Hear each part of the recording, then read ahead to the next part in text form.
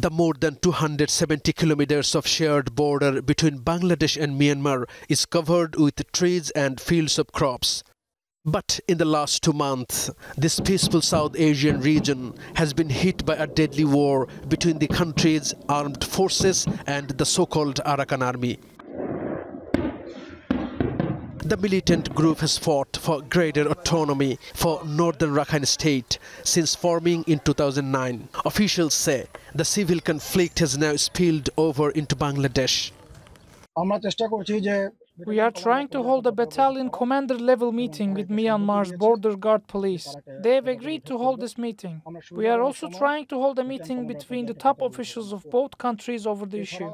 While officials look for a diplomatic resolution, the situation on the ground is growing more dangerous. This is a big cropland in southeast Bangladesh near border with Myanmar. Dozens of farmers work here regularly, but they're scared due to frequent gun battle inside Myanmar, which is very close from this front line. Even residents frequently flee this area due to horrific sounds of gunfighting. Sabir Ahmed is a farmer in Gundum near Bangladesh's border. He has lived here all his life, but says he has never seen such fighting from the neighboring country. We have a lot of pain in our hearts, but no one to hear us. Now we are in trouble and may be killed any time. It wasn't even this bad before independence.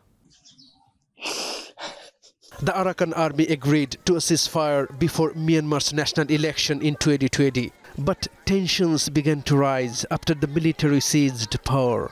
The sides have since traded retaliation attacks that have grown more violent and widespread. Myanmar's military helicopters have been accused of crossing into Bangladesh's territory.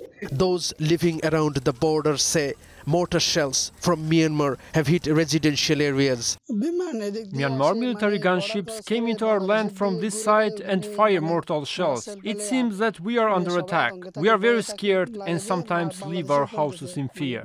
Bangladesh's government has warned Myanmar several times to contain the fighting within its borders, but that has been hard to do with their populations living so near each other. If a fire breaks out in a house, the neighbors must feel the heat. Our situation is like that, but we're alert. Our border guards are also alert. We've already listed the 300 most vulnerable families close to the border and have preparations to shift them anytime in case it's necessary. Relations are already fragile between Bangladesh and Myanmar.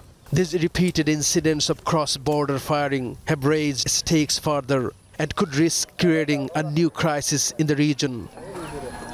Muhammad Kamruzzaman, TRT World, Gundum border, Bangladesh.